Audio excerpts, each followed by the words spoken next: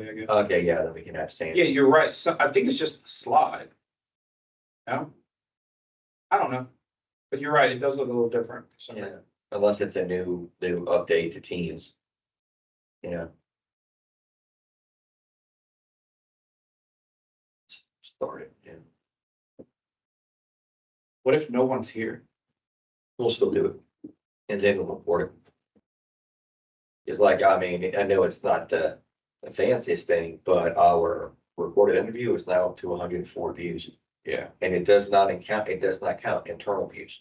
So if you're a subscriber. That recorded interview and the one with Chad, those things have rocked on YouTube. Yeah, but the one with Chad is problematic because he talks about other doctors. Well, yeah, that's the only. That may be something I said, we mentioned before, we need to get muted out, because if the plaintiff's bar goes after him like they've been discussing, then we don't want to be in that. Yeah, the fucking floors were a pain in the ass. I gotta finish the fence if I go get the dog on Saturday. It's like, got that shit, I got those two fucking fighting. I'm like, man, just. I need to finish, my fence, but I'm in no rush, because like I did one side of my house, which is the huge part, and I need to finish the other side and connect it to my neighbor's fence. Yeah, well, I have a very small yard, so. Well, and that is such a small area. That's not that big a deal. And I let the dog go in and out, so I've gotta have a fence, and I've gotta have, there's like a gap in certain points, like that much under the fence. Just because the ground, these grounds would never heat. So like I gotta put something to like lower it. And it's like, ugh.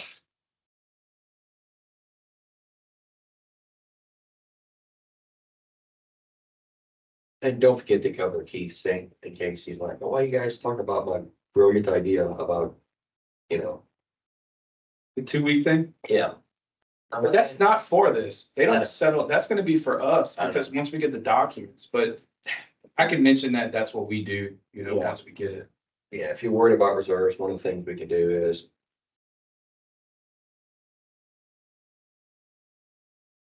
Just got 5 hours of sleep last night, like kicking ass. I got noon by my phone. Yeah, we can go ahead and check. Okay, good morning, I'm sorry, good afternoon, everybody.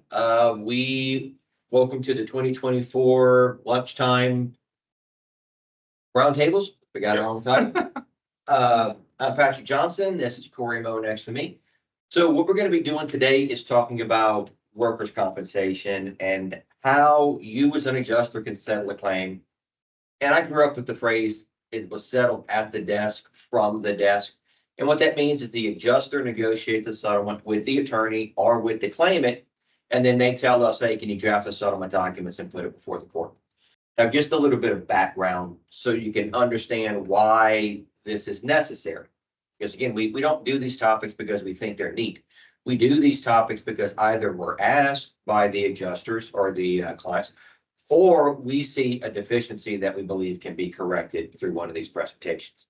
So Corey's biggest client, and he's the lead attorney in Louisiana for the largest employer in the state of Louisiana, the largest employer in the United States, and I believe the largest employer in the world.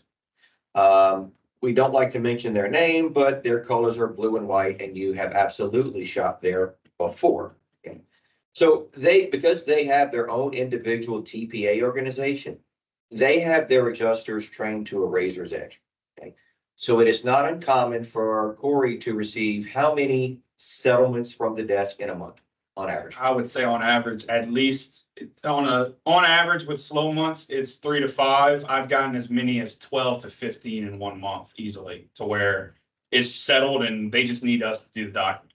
So my practice developed in such a way that I settled along I worked along a different path. So I developed clients, which most of you work at, all the TPAs, you name someone, I likely have their files. Are bundled carriers. I likely have files for them too. And presently the diversity of my file count, the number of clients I work for is much more diverse than it was in my old firm. Not a critique on them, not even remotely. But back pre-COVID, it was not uncommon for me to get one unrepresented settlement a month on average. Patrick, I settled this claim. Can you prepare the documents? Since COVID, and now that we've moved over to this new firm, as I have a more diverse practice in terms of the number of the diversity of clients, I averaged a total of 2 in 2023. So something has changed. We suspect that it is that because there were adjusters who left due to COVID, and that they are bringing on new adjusters to handle this, the training is focused on handling the claim, and there's not as much attention given to how to make the claim go away. And so that's what we're going to do today. So I'm going to talk about the why it's important. I'm going to talk about the what you need to think about at the beginning. And then Corey is going to pick up with the actual dynamics of settling a claim, because one of the ways his client has become so good is the dedicated training that we and others have given to them. So he's going to take the skills that he gives to them, or the training he gives to them, and he's going to give it to you. So why is this important? Well, I thought that would change it. Yeah, I'm technically challenged in 2024. So why is it important? First one, a settled claim is a closed claim, and closed claims are the best kinds of claims. Okay? It will allow you to drop your file count down, and that will look good to your supervisor. You have more closed claims. You close claims. You don't leave them open. Reason two, if you can learn how to settle a claim from your desk, you are saving your customers money. Why is that? Well, even though, let's say you send a file to me, Patrick, can you negotiate a settlement? Sure, send me the file materials. I'm going to review the claim, something which you should already know. I am going to have to find out if there are any liens, if the MSA is going to be, if there will be an MSA, whether there's child support I have to consider, whether there are super liens that have to be satisfied. What are the body parts? Who are the players? Guess what? Those are things you should already know in handling the claim. So why are you going to pay me with customer money to achieve that same result? Remember, although you are writing the check, you are in many ways writing that check using customer money, because you are still within their layer. Think about it as a deductible. You are using your customer's money. But if you could sell it to them, or the customer rep with your client can sell it to them that we are very good at closing claims on our own, which reduces legal expenses. I mean, you're still going to have to use us to draft the settlement documents and put it together, but you're not requiring me to evaluate. You're not requiring me to look at everything. You already know this. Okay. So we're going to give you tools to make that settlement occur, save the customer money, and then you can sell it as a skill that your particular company has developed. 3, if you go, hey, Patrick, can you negotiate a settlement with this unrepresented claimant? Sure, I can do that. Not a problem. I do it all the time. There's a very good chance that if that unrepresented unrepresented claimant sees that I'm involved, they may decide they need an attorney too. Yep. And that attorney may not be interested in settling at that point, especially if it's a low settlement amount.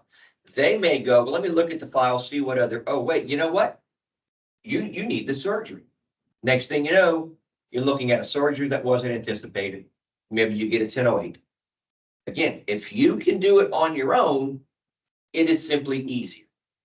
So we're going to show you how to do it right now. Oh, and just because I didn't put it in the slides last night, you will hear the terms unrepresented claimant or pro se claimant. They mean the same thing.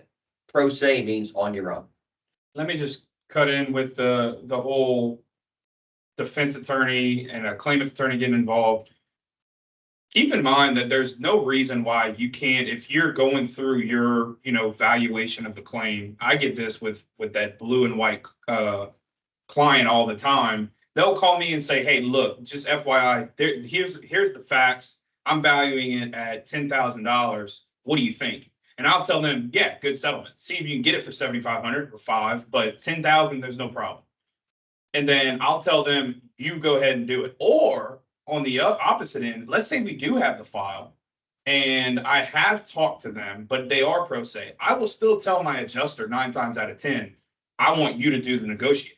Because like Patrick said, if I start talking to a claimant, 9 times out of 10, they're going to then say, well, I need to talk to someone, and there goes your chance of settle. So always remember, you can definitely talk to us about valuation, like we're going to talk to here in a second, but keep in mind that you need to be the one doing the negotiating with the claimant. They're going to trust you more. They're going to think you should have their back. But when I get involved, they're going to know I have Walmart's back, or I have ESIS's back, or I have, whoever's back that we talk to, not theirs. And so keep that in mind whenever you're negotiating.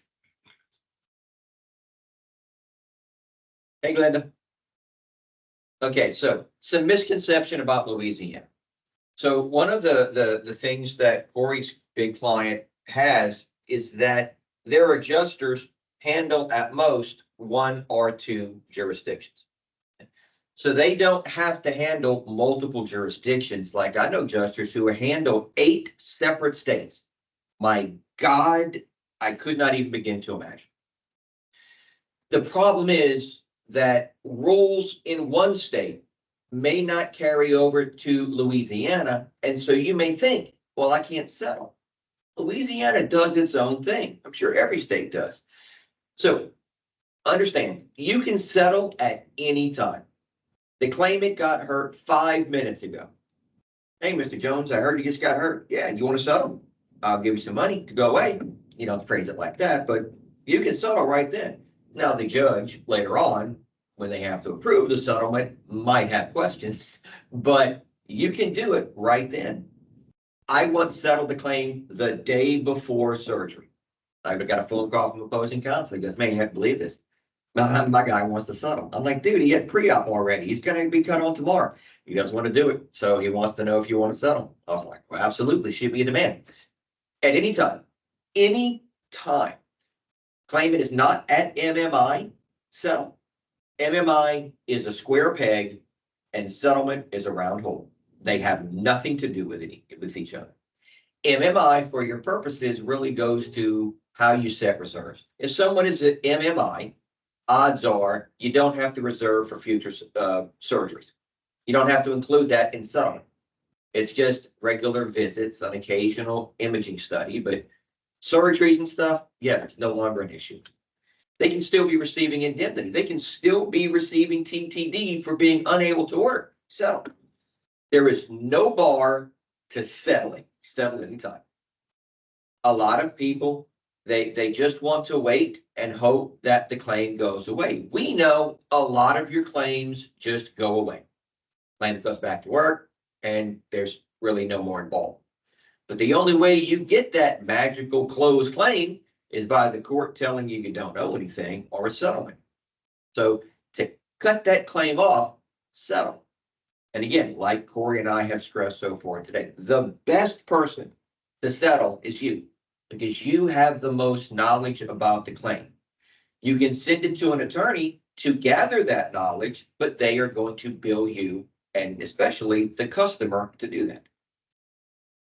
4 things to remember. When it started off, it was 1 thing to remember, then 2, then 3, and then I added 1 this morning.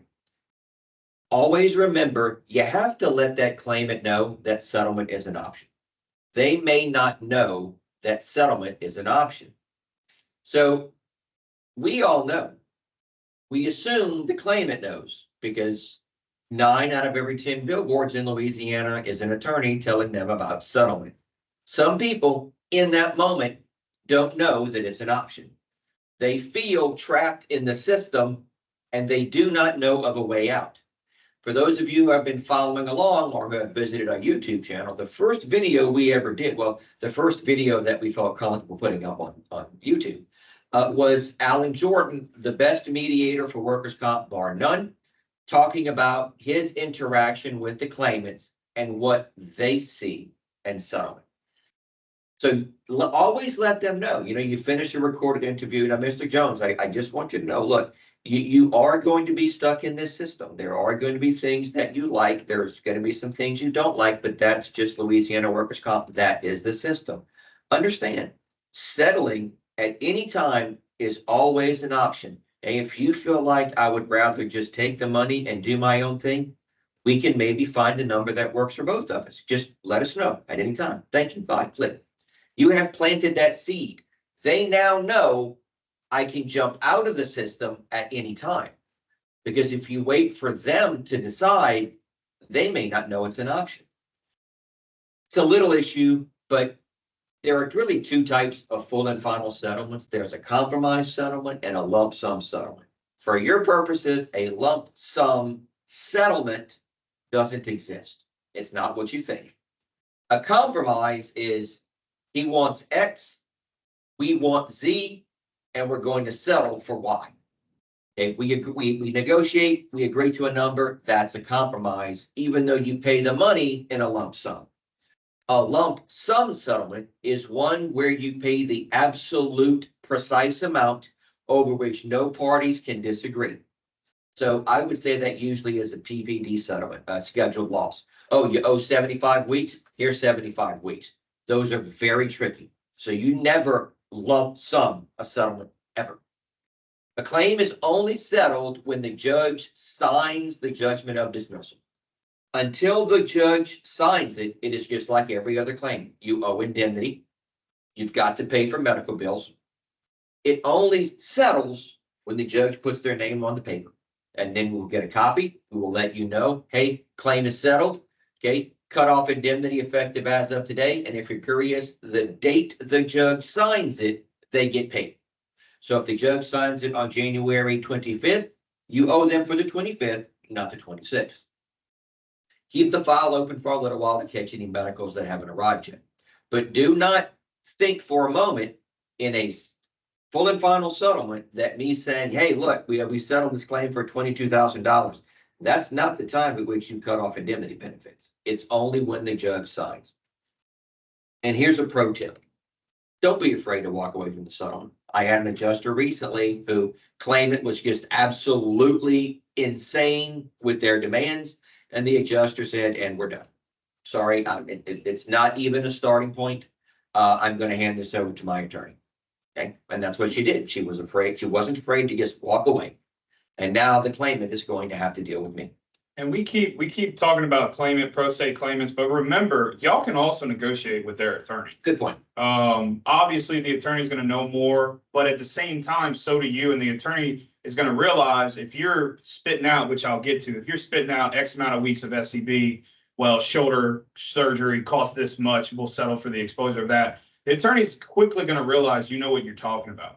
And so I've had plenty of times where even though they're sending it to me and they've settled it, it's actually with an attorney. And all I do is I'm going to draft the settlement documents and then send it over to that attorney instead of getting the settlement conference hearing with the claimant set up and all those things. So we're going to mainly talk about pro ses with the claimant directly, but remember, you can definitely negotiate with the attorney yourself. Yeah, sorry, I thought I made that clear, but and you will know, the longer you do this, the more you know about specific attorneys on the other side. It's okay to keep a list. This guy's easy to work with. She likes to value her claims by X. He's always going to demand this. You keep a running intelligence log. You keep track of their tips. Because guess what? You're going to see them again. And you get settlement demands from some attorneys and you hold them up to the light and it's the same demand that you got before. The only thing that's different is the name up at the top at the regarding line. Yep. Okay. The numbers are probably still the same. I won't mention that attorney's name, but all of her reports are almost exactly the same. I mean, they were form reports, paralegal plugs and new numbers. Things to do first. I know this is difficult for some people to grasp. You have to get the employer's approval every single time. If someone has told you you don't, they are wrong.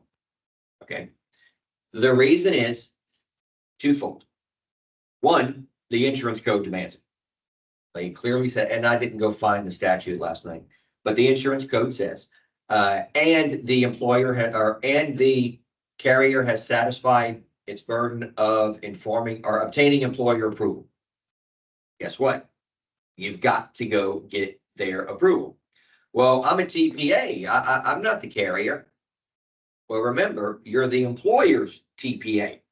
So you have a whole different obligation because that is your client. Okay, so go get permission because again, although that settlement check may read that it's coming from your employer, TPA, bundle carrier, that check is probably being funded by money that your company will be seeking back from the employer in time. Always go and get the employer approval. And let me tell you, it's another pro tip. Involve them early. Don't come to them and say, hey, I've settled this claim for $30,000. Is it good for you? Okay, wait, how did you get to $30,000? Walk me through this. And then you've broken your rhythm. Okay, you call the client, the customer, and say, hey, look, the opposing counsel for Mr. Jones wants to settle. Okay, he's asking for 90.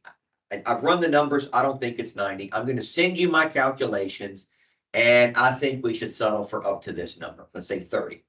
Okay. I mean, you're going to have the numbers right there, and you're probably going to pull most of them and update them from your last reserve worksheet. Okay. And that way, the customer knows that you are handling their concerns. They are actively involved. They know that you, the adjuster, are concerned about spending their money. That's why they compliment adjusters who they work closely with. And when it comes time for the service rep, the person at your company who handles that particular client, then what they're going to do is they're going to say, you know what, this adjuster's rock star. Because they always let me know at the beginning. They don't come in later and say, hey, can I have $347,000 to settle the claim? I get a lot, hey, Patrick, but we have desktop authority looking about. Desktop authority is not technically the same. Desktop authority is an instrument in your company, but the Louisiana law still requires it. Now, there were some of you who say, yeah, but I don't see it that way. Let me put it to you like this. When I send a settlement package to the court of all the documents, there has to be an affidavit that I or you have obtained employer approval. On the 1011 form, which is a checklist that the judge it's all little pertinent facts and the parties and all these documents here. The judge's assistant is going to go, okay, there's this, there's this, there's this, there's this. And one of those check boxes is employer approval. And if there is no certificate or affidavit of employer approval, then what's going to happen? What's going to happen is the judge will not even look at your settlement. So we're going to get a phone call. Hey, Patrick, we didn't get employer approval. So okay, sorry, Judge. We thought we had it. We'll go back and get it. They will not agree to a settlement unless you have the employer approval. And I have seen them not approve within desktop authority. It's because the employer had gone out of business. And so this was early on. So I just thought desktop authority would work. And no, so we had to go redo it. So they will not sign a settlement unless the employer is on board. You've got to consider and protect Medicare. That is going to be a discussion for another day. Conditional payment search. Always go and do a conditional payment search. Know whether a MSA is needed. Follow your company's special service instructions regarding SSIs. They are going to want you to do certain things. While we believe CMS wants X, your company may want to add an extra condition to that. We don't know that. So you should go internally, hey, does this qualify for one that needs an MSA or not? If you have a question about whether one is needed overall, call an attorney. Find out if the claimant is on SSD. Now, here's a little pro tip. One, if they're on SSD, it may require you to get an MSA. Remember, CMS, Center for Medicaid and Medicare Services, wrote the rules and they get to interpret them. To their mind, is receiving Social Security disability, has applied, been denied, and is appealing, or has applied. As far as they're concerned, they are all the same thing. They're getting SSD. The only way you don't worry about SSD is if they have never, ever, ever applied. Okay. So always find out, because you don't want to know on the last day when I send the settlement documents and the settlement documents say, and this employee is not receiving SSD, and I get a phone call from opposing counsel and go, Patrick, man, you're not gonna believe this. What? My guy applied for Social Security disability. Settlements just tanked because we got to go see if an MSA is necessary. Find out early on. By letting your attorney know early on, you save the customer money.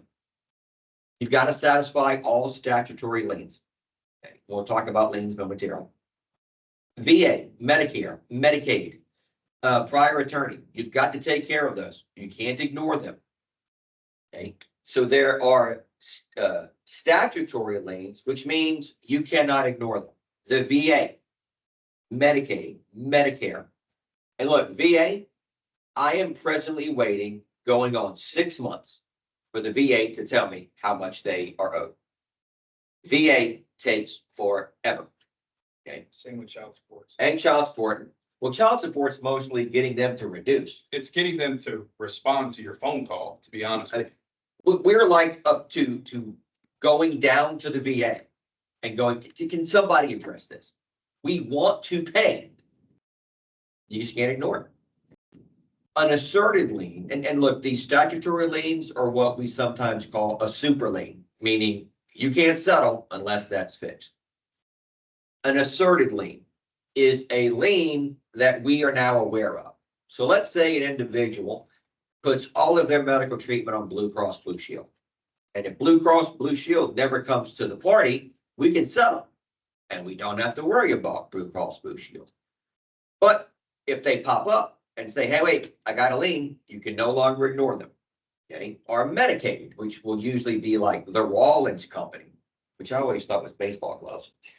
I literally, the first time I got Rawlings Company, I'm like, dude, why are they involved? They sell baseball gloves. So if they have shown up to the party, you can't ignore them. But if they haven't shown up, just be wary. They may pop up on the eve of settlement. An attorney lien. Claimant has attorney 1, fires them. Gets attorney 2, that's their attorney. Attorney 1 is going to file a lien saying, I want 20% of your 20%. Okay. You can't ignore them, because if you settle without satisfying their lien, you've got to satisfy them out of your pocket. And look, it's one of those, Patrick, do I have to satisfy? Corey, do I have to cover this? It is easy as a phone call or an email. Satisfy all child support liens. Pro tip. Department of Children and Family Services will hardly ever reduce. And to be perfectly honest, I'm okay with that. I know it makes settlement difficult, but to me, knowing that a child who has not been getting money from a deadbeat parent is about to get that money, I'm okay with that. I really am. Another pro tip with child support liens, send that portion of the settlement directly to them. I do not trust a claimant. I do not trust a claimant's attorney. I have settled for 20,000 and 5,000 would go to the arrearages. I will tell my adjuster, write out a check to the Department of Child and Family Services, send it to me. I'm going to send a copy of that check to claimant's attorney or the claimant, and I'm going to send it directly. I mean, I don't trust anyone to satisfy that lien but us. Yeah, because if you settle and the money doesn't go to child support, you now owe that child support. Yeah. Okay. Not the continuing, but you have to pay off the arrearages. And look, I mean, be happy with the fact that you are now putting money in the hands of a child or children who may have really needed that. Okay. If you are getting second injury fund reimbursement, if you are getting reimbursed, you cannot settle without the second injury fund's permission, or they will simply stop paying you, and you got a very uncomfortable discussion in your future with your boss. Okay. Once the judge signs those documents in a case that's second injury fund is paying, and you did not get their approval, second injury fund will not pay another dime. You let second injury fund know, hey, we're about to settle. We've reached an agreement for X. Is this acceptable? And usually within 30 to 90 days, you will get approval. Okay, they have to go to the board, wait. So yeah, it's a delay, but you want their approval in cases where they're paying. But Patrick, what if I've applied, but they've not made a decision yet? You can either wait until the decision is made, or you can just settle. You don't need their permission if they haven't decided they are going to pay you back yet. The problem is, in those cases, if you do settle and they are still deciding, you cannot challenge what they decide to pay, if anything. You are sort of stuck with their decision at that point. But I would always let them know we're about ready to settle. Do you know when this decision will go before the board? Because it may be that 30 days later, you get that decision and you may have to fight over it. Just keep the second injury fund involved. They are really incredibly helpful, in my opinion. Reserve your file for about 30 to 45 to perhaps 60 more days of indemnity. Okay, if you have an attorney you've brought in to handle the settlement for you, to negotiate, put a little more in there, because you don't want to run short on indemnity. Indemnity gets cut off. And then the attorney goes, you know what? I'm not settling now. I want my attorney's fees and my penalties. Remember, a claim is not settled till the judge puts their name on the document. Also, make sure you're reserved to cover any procedures, tests, whatever that have been done that were pre-approved, because those bills may not arrive until later. And find out if a resignation is needed, because that may require an additional document, a resignation with an additional payment from the employer, or they may be comfortable just putting it in the documents. So all the ducks are in a row.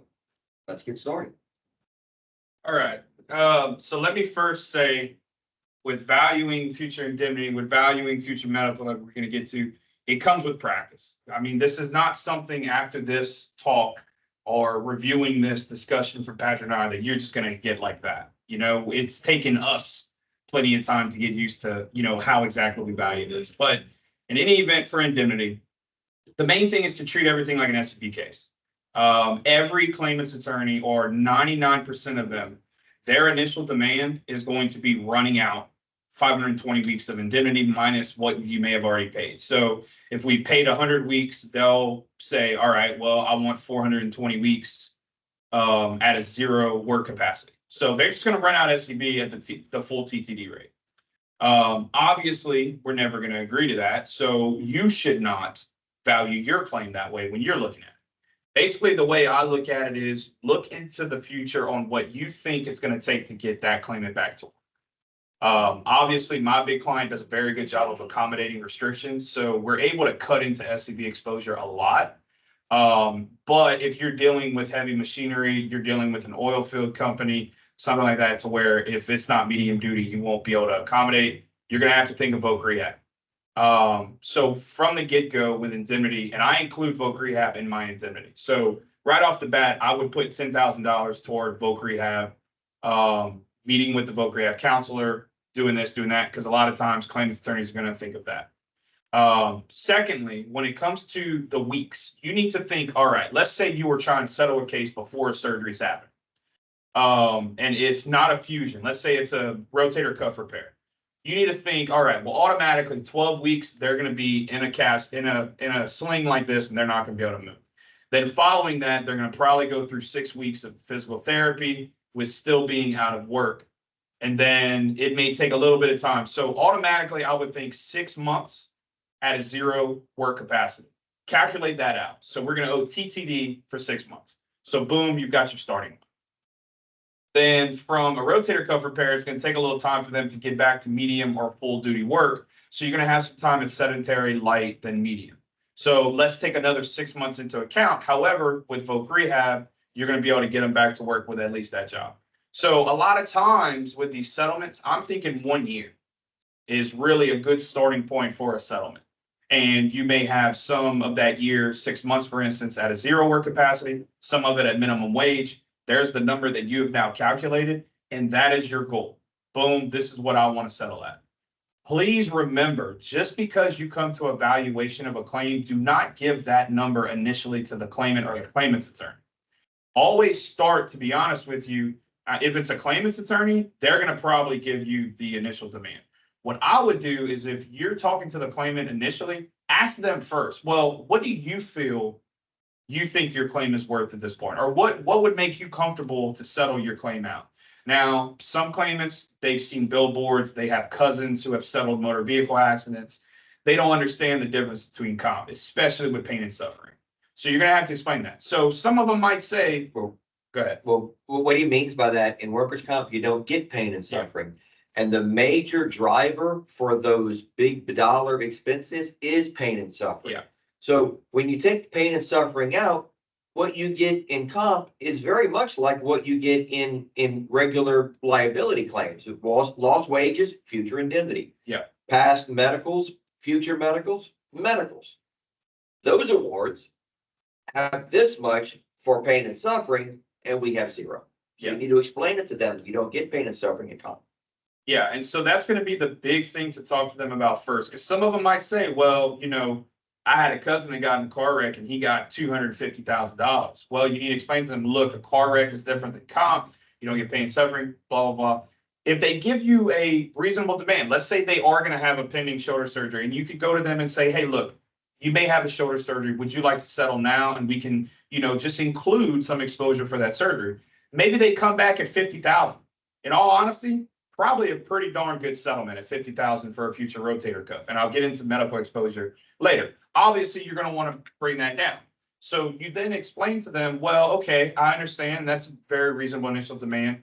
What would you say to, I'm thinking more around 20,000, even though maybe you value it at 35, for instance. If they give you the demand, you want to start lower and give you some room to negotiate.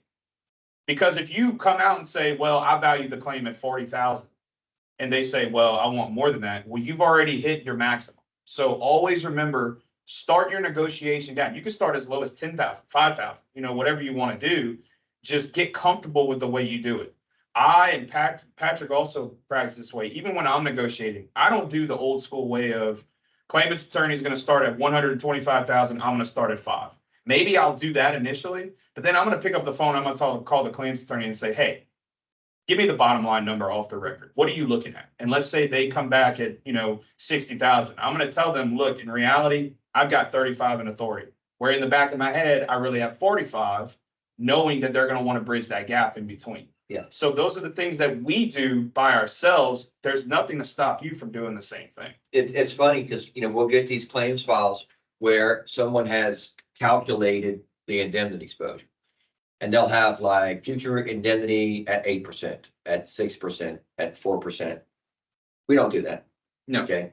You're going to get a letter from opposing counsel that's going to have all this beautiful math. What that is trying to find a way that's not quite a lie to reach the number that they want with a sufficient cushion, usually 150% to 200% of their demand.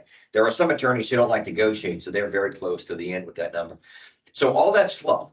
Yeah. 99% of it is fluff. They just want to go, when you add up all of this, it equals 200,000. That's how my case is worth 200,000. Yeah, and that I can do the same thing and show you why your case is worth 110, 115, $97, $4.35. I can do it and I can make it look just as detailed. Ignore that. Okay. You have your number, what justifies your authority. And that may, because Corey talks about, and then 40 and 35.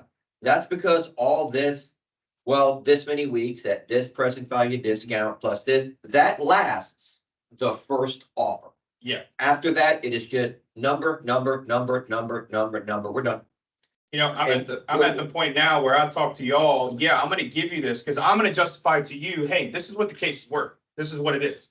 That way you can then go to your supervisor and say, hey, this is what I got from my DA. I agree with him. This is what the case is worth. But when I'm negotiating with opposing counsel, I'm not sending all that fluff.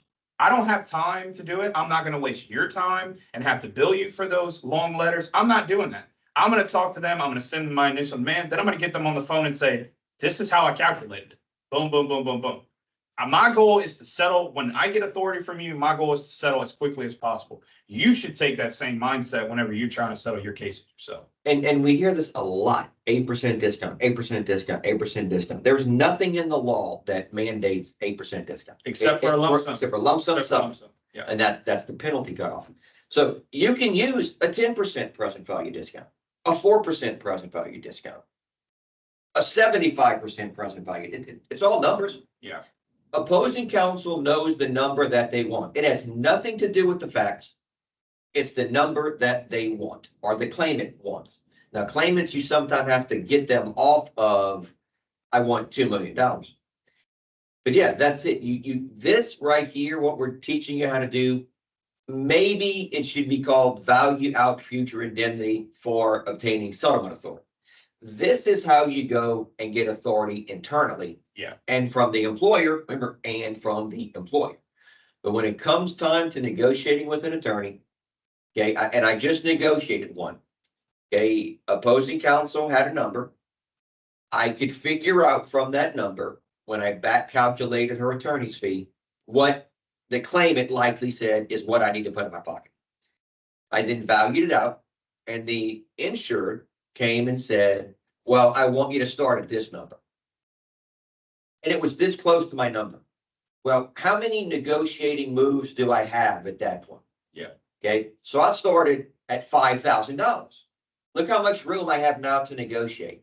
Because if this is the midpoint and you are here and the attorney is way over here, if you each take steps, guess what? You're done. He's here. He's not here where you want him. He's here. So you start off for him, and then maybe you close it to where you want. And Yeah. we actually discussed, there's a whole slide on this. And just remember, so what my client does really well, whenever we can't accommodate work restrictions, what they do really well when they're setting up the food chain for authority is when they're looking at value of future indemnity, they may give, like I said, 6 months of TTD, and then they're going to look at SEB. They're going to look at minimum wage, but then they're also going to include $10 an hour, and they're going to include $12.50 an hour, especially now especially with these fast food restaurants going up like crazy with their, initial pay. It's a lot easier now for us to get jobs for these people that pay well. So include that. Look at it from different angles when you're getting your internal authority. Look at it as minimum wage, because very few jobs now have minimum wage, but that's a starting point, and that's what claimants attorneys are going to use. But then go up to $10 an hour, $12 an hour for SCB exposure, and look at the difference, and then include all those and come to an average of them. And that's going to give you a good starting point for future indemnity. And so just always remember, you don't have to be exact. This is not an exact science. It's not like you're going to get punished like with average weekly wage calculations if you don't get it exactly right. What you're trying to do is just in your own head say, all right, well, in reality, with a future rotator cuff repair surgery and this many weeks of indemnity and taking this long to get them back to work, if we settle now, this is what the case is going to be worth. You may be off by 10,000 or 5,000. That doesn't matter. Just remember, this is a negotiation tactic. The claimant may be way off. You may be a little off, but it's nothing to come to the table and try to resolve your case. All right. So what I always suggest for you to do, and I actually do this on my end as well, the 520-week limitation, that's the maximum that they're going to get. And this is especially true if you're dealing with a claimant's attorney. Go ahead and figure that out. So let's say you've paid 100 weeks of indemnity, okay? You have 420 weeks. Go ahead and do 420 weeks at a 0 work capacity and take an 8% present day value, or take a 4% if you really want to look at the maximum. And then that's where okay, let's say that comes out to 100,000. The claimant's attorney or the claimant cannot ask for anything more than that, because if you just pay out the claim, that's going to be what they're going to get. And so go ahead and do that first, and that's going to give you your max. Then start doing your other mathematics and your calculations as to what's really going to happen. And so you've got to remember and explain this to a claimant. The best time to settle a case is within the first 2 years, 100%, for the claimant's attorney, for the claimant, and for you.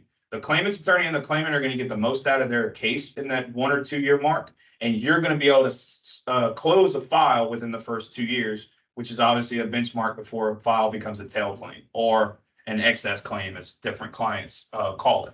And so you've got to remember that if you're dealing with an attorney, they're going to be fine with settling a case because they're going to try to get most of their 20%. And so if you get to year 8, that claims attorney doesn't have much to negotiate with unless they're going to try to argue a permanent disability. And let's be honest, how many times do we actually see that happen? And that's what forces them. Yeah. Let's say you've got $100,000 MSA and there's $20,000 left of indemnity. They can calculate their fee based upon that $100,000 recovery and that $20,000 indemnity. You add those together, $120,000. Yep. Okay, now what is 20% of $120,000? Well, $24,000. So the potential fee is more than the indemnity. Well, for the attorney to make any money at that point, he's going to have to argue permanent and total disability to increase his indemnity and his fee. So at 5 years, that claim better be settled, or the likelihood of a P&T fight increases. Yeah, and in reality, like I said, I like to see it. If you're going to try to settle it, I would want you to try to do it within the first 2 years.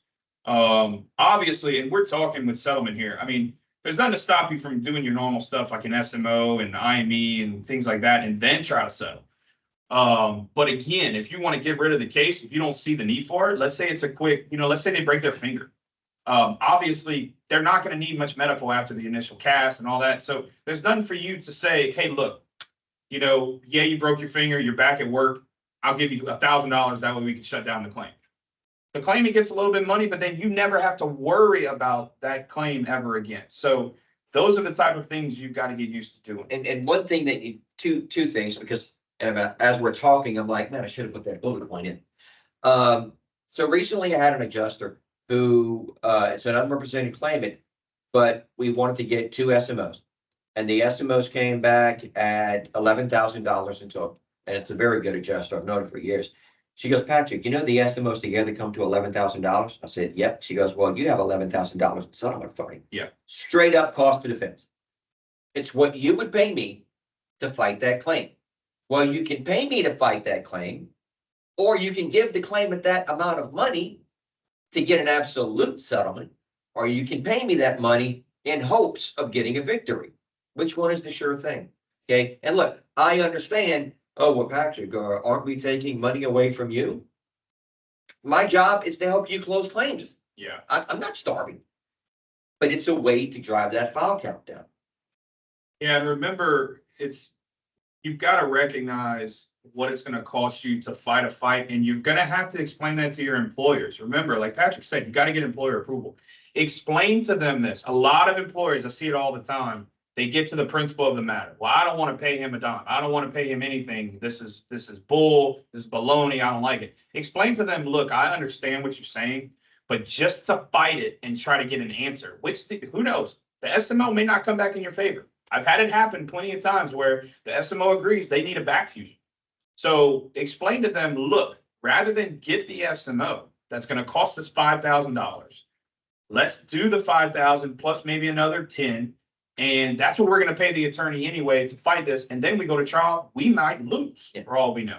Whenever you put the case in front of the judge's hands, you don't know what's going to happen at that point. Yeah, it's not that we're afraid to try a case. I mean, I go try cases right now simply because it's a little mini vacation for me, because I'm not having to answer 45 emails. Yeah. Okay, so it's a break.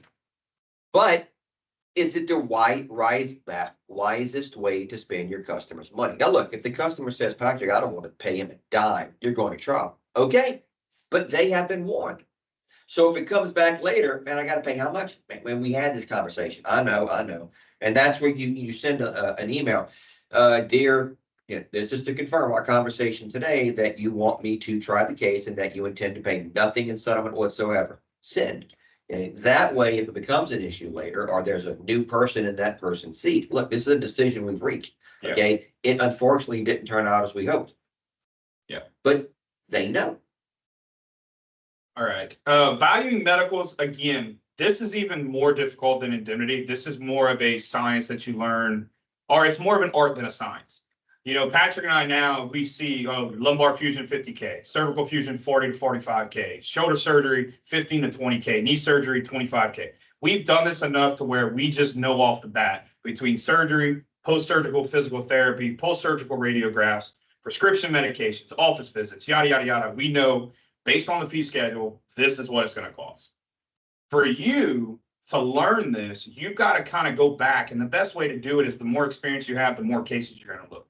Go back and look when you did approve that lumbar fusion. Go back and look what the lumbar fusion, what the hospital fees were, what the doctor's fee was, what the hardware fee was, what physical therapy costs, post-surgical. Look at that stuff and you're going to see 9 times out of 10, it's gonna come out to about 50,000. Now, it may go up to 60 for settlement purposes. I always limit it to 50 because that's gonna change from hospital to hospital. It's gonna be more expensive for you to do a fusion in New Orleans than in Lake Charles, for instance, or Alexandria. It's things like that. Depends on the hardware company they use. But again, when you're getting to the averages, you're looking at what does a body part cost, essentially. And this, I got this yesterday, so, I mean, you still learn new tricks as an old dog. So I was talking to an adjuster, an old hand, someone who was probably handling claims before I did, certainly. And she said, here's how much we go for medical. So I was like, that's pretty close. Where do you get that? She actually saves MSAs. She has a folder on her desktop with MSAs. So when she needs the price of procedure and post-procedure treatment and visits, she goes to the MSA. How much did that MSA charge for a rotator cuff tear? Okay.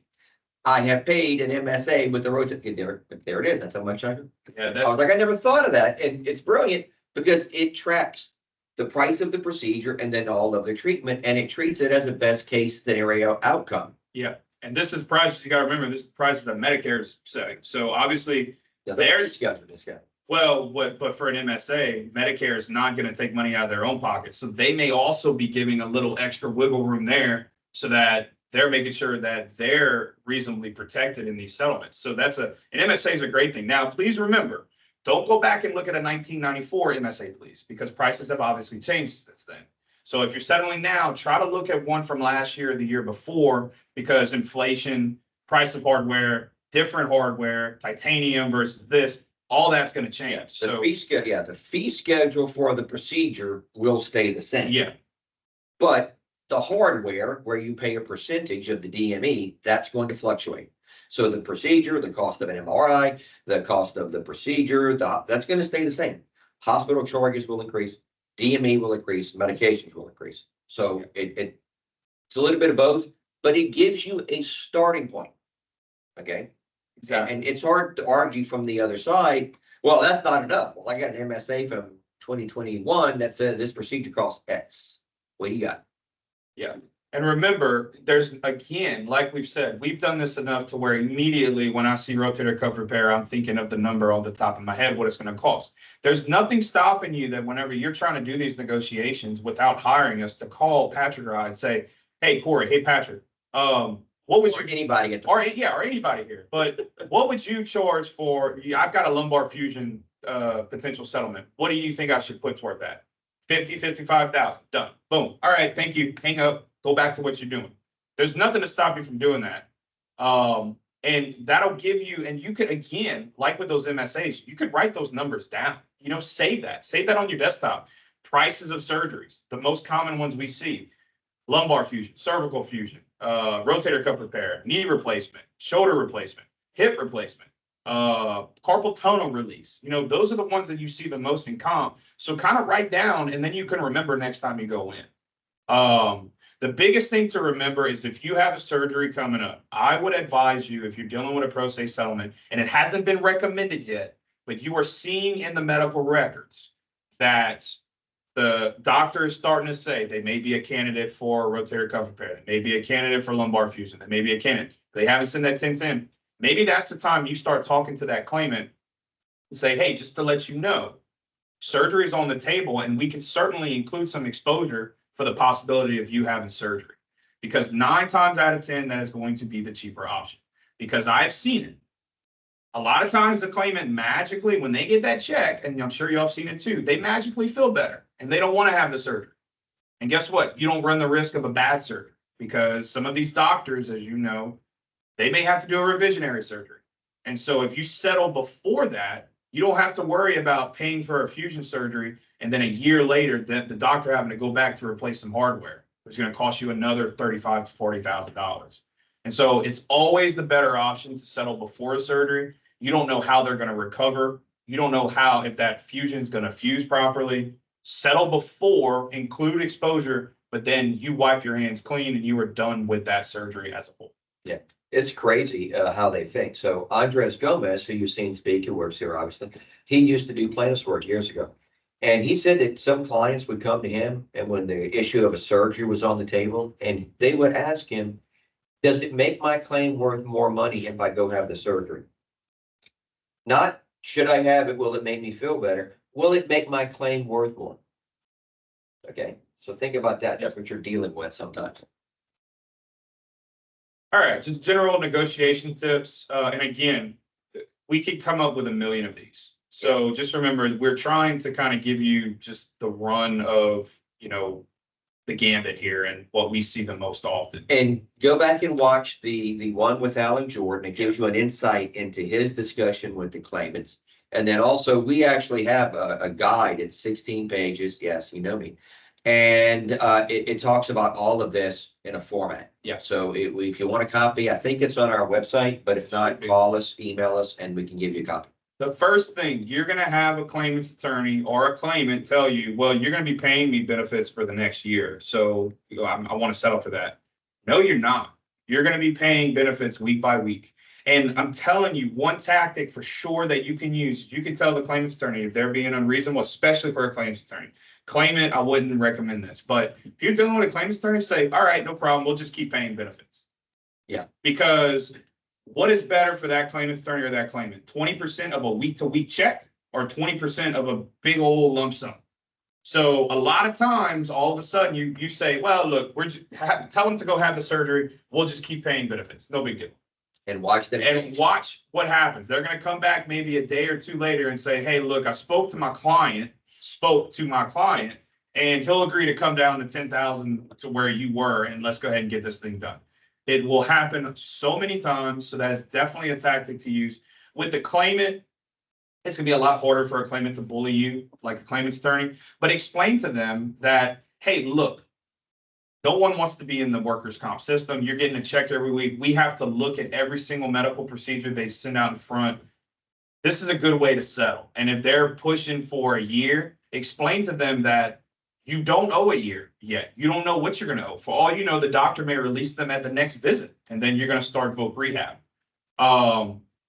Like I said earlier, another big thing is start with a low number. Do not start with what you value the claim. My big client doesn't do this to me, but I've had clients in the past dictate what they want me to start at. A, don't do that to your attorney, but B, don't do that to yourselves. Don't say, well, I'm going to start at 25% of what I value claim. No, that's not necessarily the way to do it. If the claimant's attorney or the claimant starts at a very high number, start at a very low number, because what that's going to tell them is y'all are far apart and you're going to get to the middle like Patrick talked about. A lot of times, if I have authority for 50,000, for instance, and I see the claimant's attorneys coming down to the 60, 65 number, I'm going to tell them, look, dude, I've got 40,000 in authority. I'm not getting more. I don't know what you want to do. Then all of a sudden they're going to say, well, look, I was trying to get 60. Would your client, you think if you went to them and if I told you my client would accept 50 right in the middle, would you think they'd accept it? I'll usually give them the, I don't know, man. I'm happy to call. I don't know if they will, but are you guaranteeing they'll take that? Yes, I do. So then I call my client, just like the claimant's attorney will, and I already have authority for 50. And so those are the tricks that you do. I call my client, I call them back, and I say, look, if you can guarantee that he's going to take 50, my client will agree to do that, as long as we can get the settlement done quickly. And so those are the tactics that you can use. Speaking of that, and this is more for your attorney than you, but getting the settlement done quickly. I'm sure a lot of you have seen where you send the settlement documents or your attorney sends the settlement documents, and before you know it, 2 months have gone by and the claimant's attorney is just getting around to sending the settlement docs to the court. One tactic that we like to use here that works really well is, as part of the settlement negotiations, I will tell them that they have 2 weeks from receipt of the settlement documents to file with the court, or we will stop indemnity. Now, that you have to explain that to them, and it's got to be part of the settlement, because you can't just cut off benefits like Patrick said, because then you're dealing with a penalty in and of itself. But if it's part of the settlement agreement that we have in writing, that they're going to get it to them 99 times out of 100, they're going to get those settlement docs to the court within 2 weeks and get a settlement quicker. Again, this is more something for your attorney to worry about and something for them, because you're going to need us to write the settlement documents anyway. But that's just one thing to stop a settlement from all of a sudden waiting 2 months before you actually get the judge to sign off on it. Because remember, you've got to continue paying benefits until the judge signs off on those documents, or you have some kind of agreement like this in place. Like we've discussed, math is going to support that first round of numbers, and then it's all fill of the claimant, fill of the claimant's attorney. I mean, I know claimant's attorneys that I know I can call them and just be like, hey, look, I've got 40. That's what it's going to take. And most of the time they're going to call me back and say, look, get it done at 40. Now, understand, when he calls to say, all I have is 40, he has 60. Yeah, Okay. exactly. And when the plaintiff's attorney goes, look, man, my guy he's got to have 50. His client will take 40. We all lie. Yeah. Okay. When it comes, well, we don't lie in negotiation, we negotiate. But we know, and over the years, I've called plaintiff's counsel and go, look, dude, okay, we're done. Settlement's done. What would you have taken? Man, if you'd have given him this, he'd have taken it. Yeah. Are there times I'm like, yeah, dude, I was sitting on 120, and they're like, man, I'm like, I don't need you to be happy. You need the client to be happy. And they gave me 150. I saved them 30.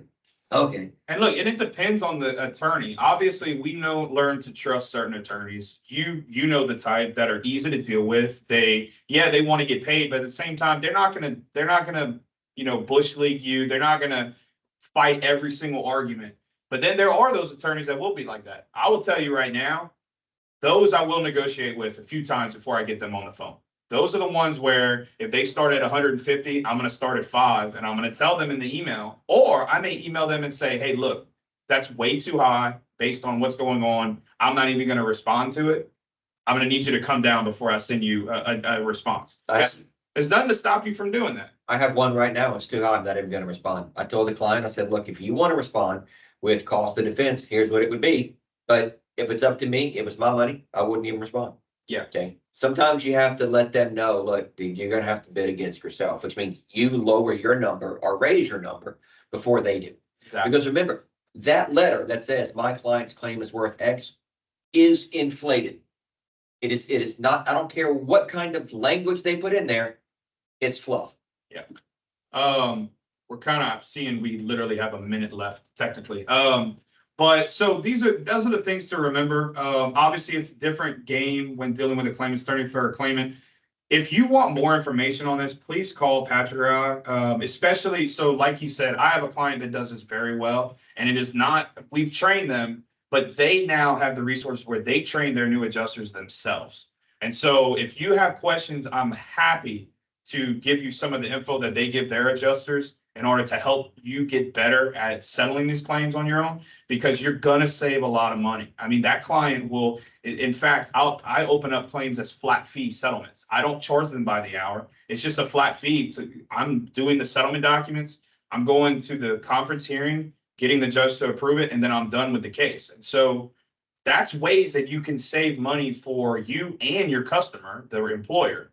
So again, we're running out of time, but if you have any questions or if you want to go through more of this stuff in detail, please feel free to reach out to me or to Patrick. Yeah, and like I said, of course, those of you who attended, you're going to get a copy of these materials probably Monday. As soon as I'm done here, I've got to go run an errand. I'll be out for the rest of the day. But these are what we need. We also have that guide, and admittedly, I wrote it very quick. I got the request on a Friday. I wrote it on a Sunday. I emailed it out that day, and I've never really had a chance to sit down and review it. It's my typical stream of consciousness approach that ran over 16 pages on how to settle a claim. It's this in an incredibly expanded version. Yeah. It's available on the website, or I can give you a copy, because look, this is a skill you want, because if you I settled this claim. Done. One less. Get those file counts down. Exactly. And give you more free time. It'll give you time to focus on the claims that need it. So, does anyone have any questions? Wilson is here. I speak to Wilson. Glenda and I speak daily, and we've got a couple of settlements running. So again, we do this interaction. It's what we do. So call us if you need. Absolutely.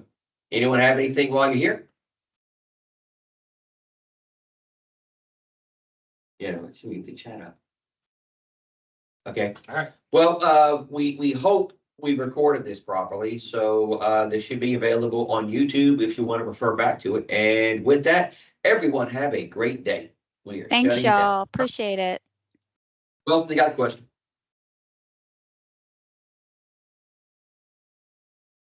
Wilson, you can come off mute and just ask it. me see if I can unmute him. I don't think we could. Pretty sure we can.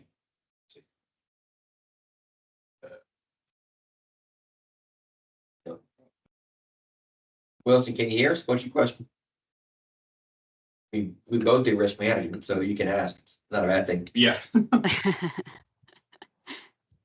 Although we are gonna laugh at Jordan.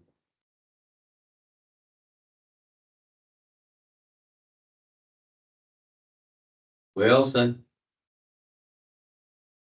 I thought there was a way to unmute participants from our end, but I guess we can't. wait, he typed it in. Go back to chat. Yeah, an employee on light duty. Okay. Okay.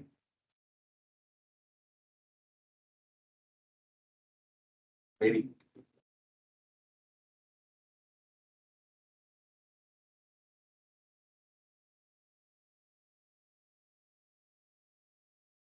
That's why it wouldn't work earlier. It's not on.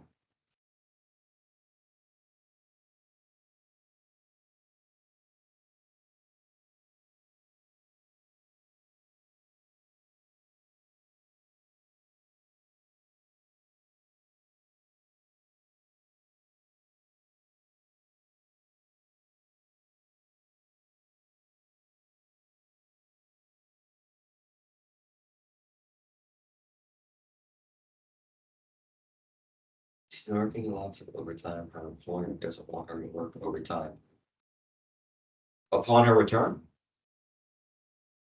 Why doesn't the employer want her working overtime? Yeah. Because you're gonna get rid of comp, you're gonna get rid of SCB exposure, because she's gonna be earning 90%.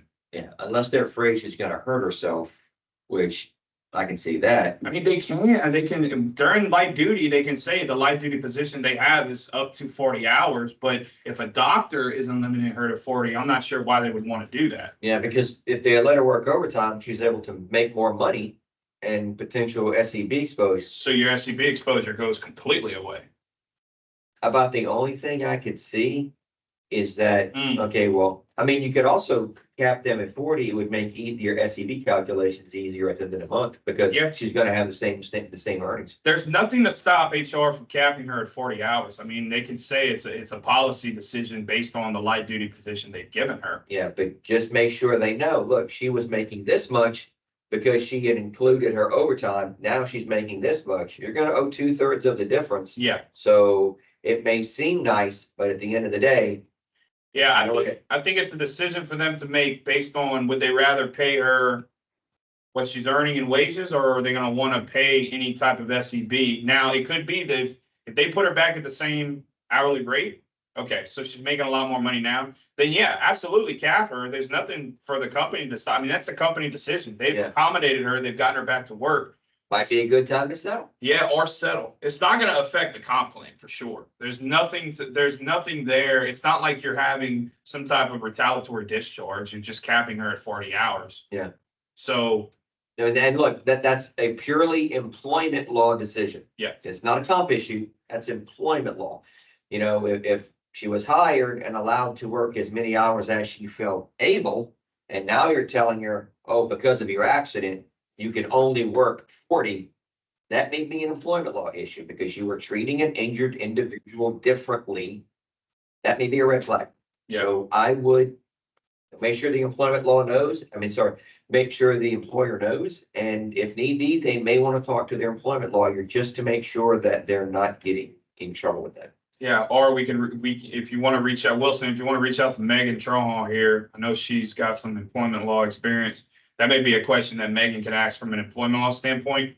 But I still don't see it there. If she's working 40 hours, she's working the max before overtime. I don't see how you're going against ADA or FMLA or anything like that. But again, Patrick and I don't really do that sort of thing. So it may be a question. I'm still thinking, because if you cap her at 40 and she was allowed to work more before, you are.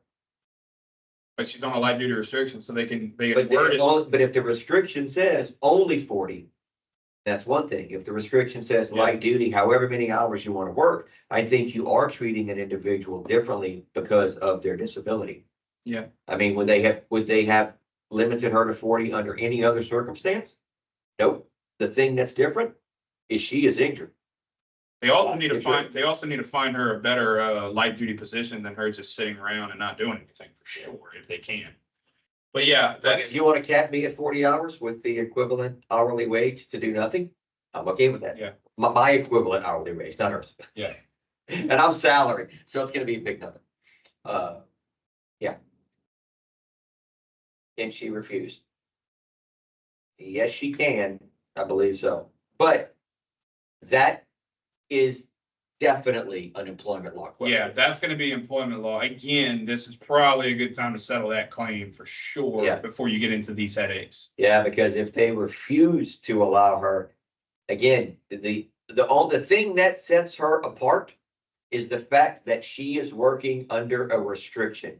You cannot treat someone with a restriction or with a disability any differently. And Maybe that- one that they want to settle and include a resignation in there, because this could stir the pot big time with some stuff. Because even after she settles, she's gonna have to apply for an accommodation. And she's still gonna be on light duty. Just because her comp claim's settled doesn't mean that, she's gonna be on full duty or anything. So she applies for accommodation, they could still, even after settling the claim, the company could still be in the same position. So it may be one that you talk to the employer, you give her a little more money than you want to, but you kind of wash your hands of the situation. and if need be, call Megan. She does comp and employment law. And because she does both, she's able to see those issues. Yeah. And she's like, if you know the phrase, a canary in a coal mine. Okay. She goes, hey, guys, if you ever run into this, this is an issue, because she can see the merger where we focus on comp or long short. And her job is to spot those issues where they cross over and it's a headache. So this is one of those that may be right up her alley. That's what she does. She got that little niche practice of the gray area that is terrifying. So Wilson, if you want, I can have her reach out to you.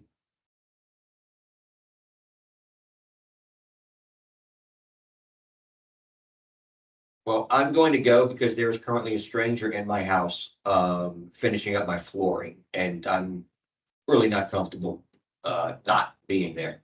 So, thanks, everybody. Linda, I'll be in touch. Thanks, Wilson, y'all. I'll be in touch. Thanks, y'all. Bye. Adios.